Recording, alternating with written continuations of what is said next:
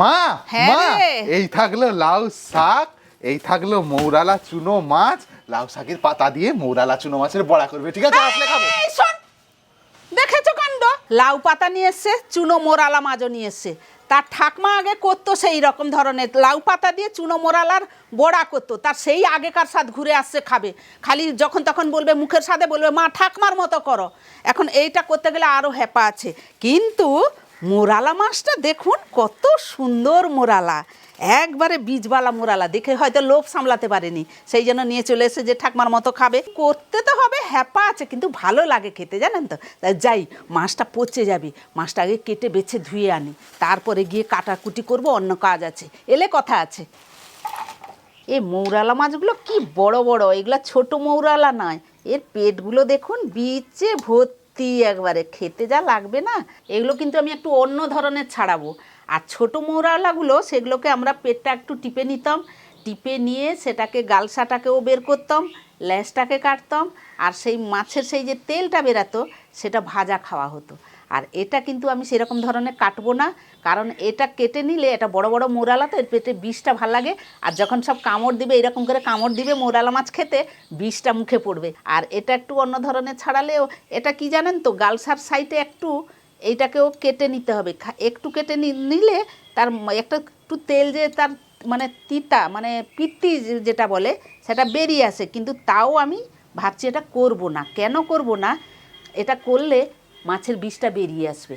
একটু তিতা ভাব লাগলেও মোরালা মাছ খেতে খারাপ লাগবে না।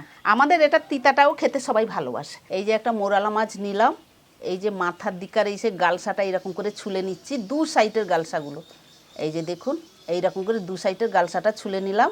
আর সাইডে যে একটা ছোট্ট পালখার মতো থাকে সেটা কেটে নিলাম, আর ল্যাজটা কেটে দিলাম।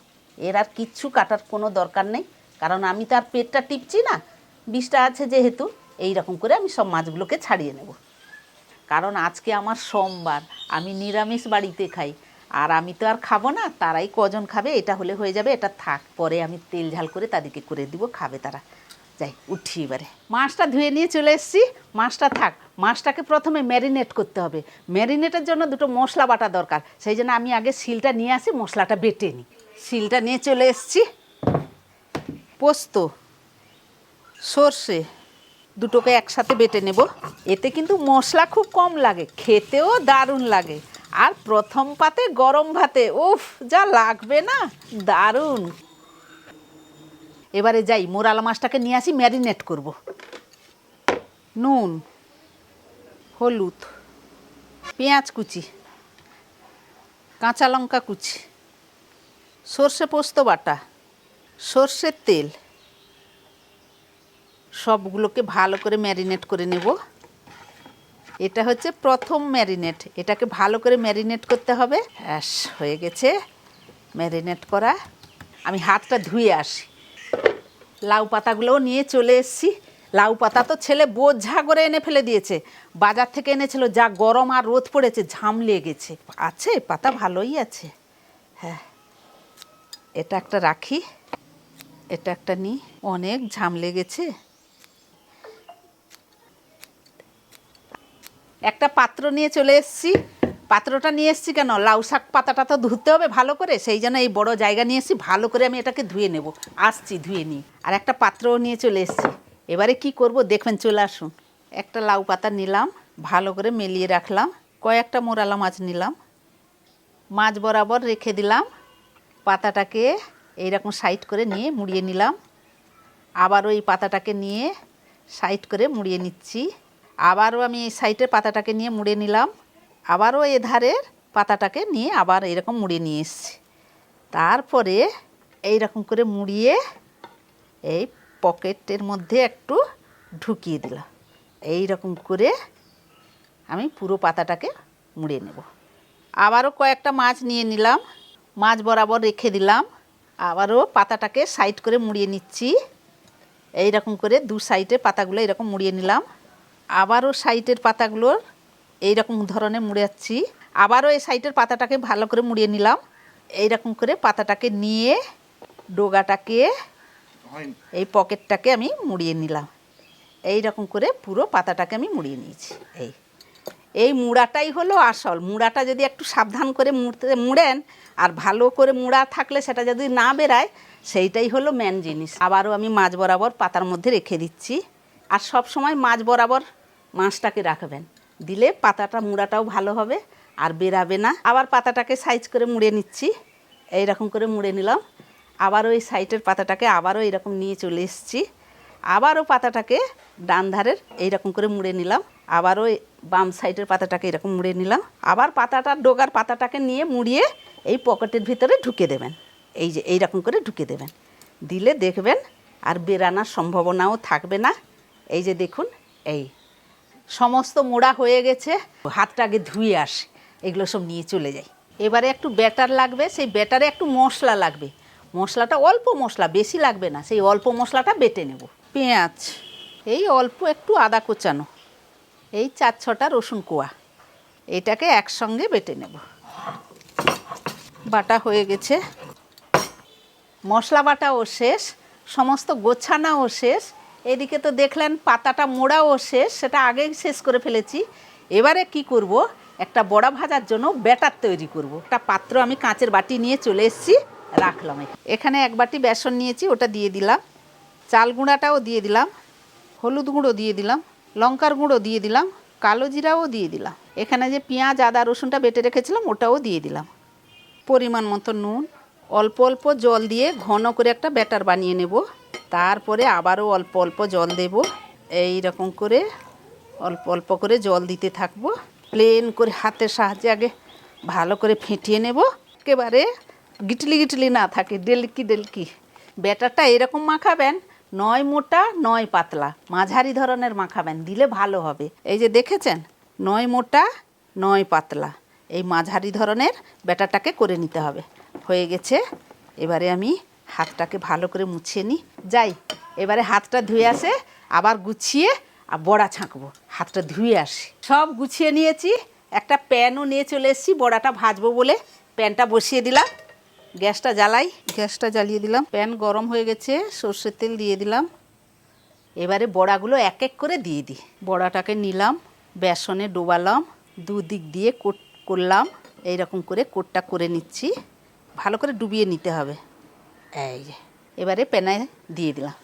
আরও একটা বড়া নিয়ে 2 পিঠ কোট করে নিলাম, আবারও প্যানের মধ্যে দিয়ে দিলাম। আরও একটা বড়া নিলাম, 2 সাইড কোট করে নিলাম, আবারও প্যানে দিয়ে দিলাম। এবারে এক পাশ করে বড়াগুলো উল্টিয়ে দেব।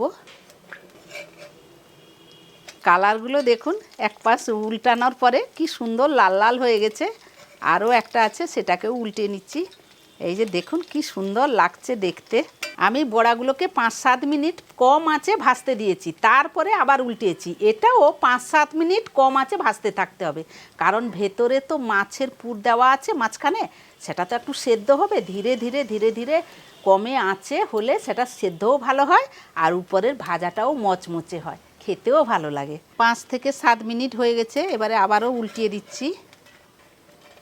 এই রকম করে দেখছেন কি সুন্দর লাল লাল হয়েছে।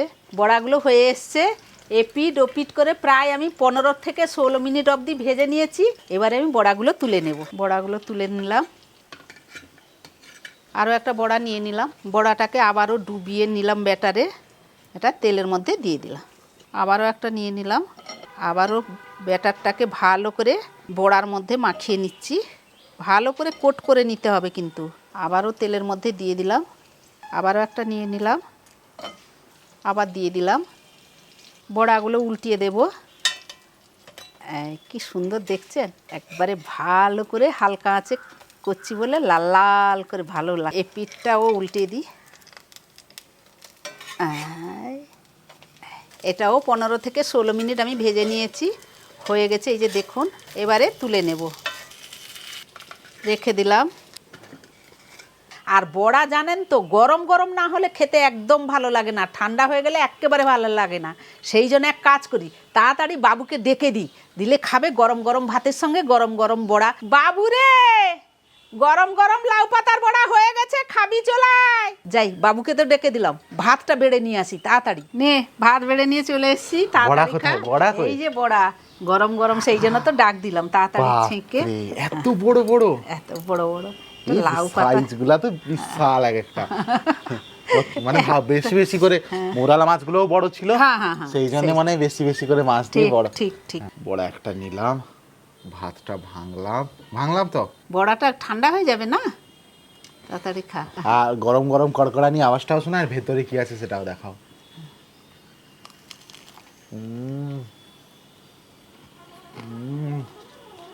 কি রে কেমন ভেতরটা মাছ, শাক, বেসন দেখা যাচ্ছে, মাছের পুর। মাছের ব্যাপক। আর একটা কামড় মারছি।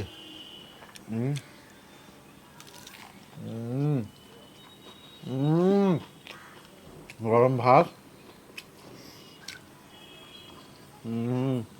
কোনো কথা না।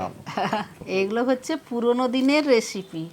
আগে কত রকমের বড়া হতো জানেন, কত রকমের পাতা, সব চালগুলো।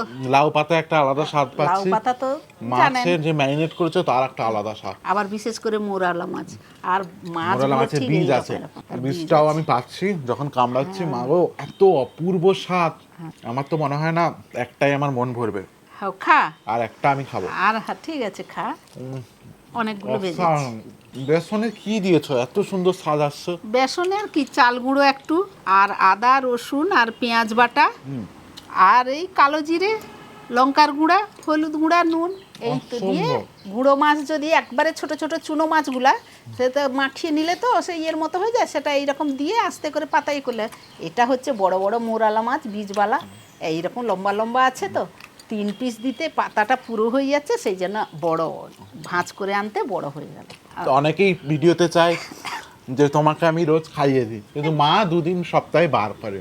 আমরা চেষ্টা করি সেই 2 দিন ভিডিও না রাখা, যদি ভিডিও করতে হয় বাধ্যগত তখন মাকে আর খাওয়াতে পারি না। যেরকম আজকের দিনটা মাকে আমি খাওয়াতে পারবো না, কারণ মা নিরামিষ খায়। প্রতিটা কামড়ে আমিও ফ্লেভার পাচ্ছি, প্রতিটা কামড়ে। এই যে পুরো মাছটা দেখতে পাচ্ছেন, মাছটা এই যে মাছটা, এটা নিয়ে আর যদি অন্যভাবে বানান সেটাও জানাবেন, আর যদি এরকম বানান অবশ্যই জানাবেন। এই রেসিপি মনে রাখার মতো, এটা ভাতে ছাড়া ভালো লাগবে না।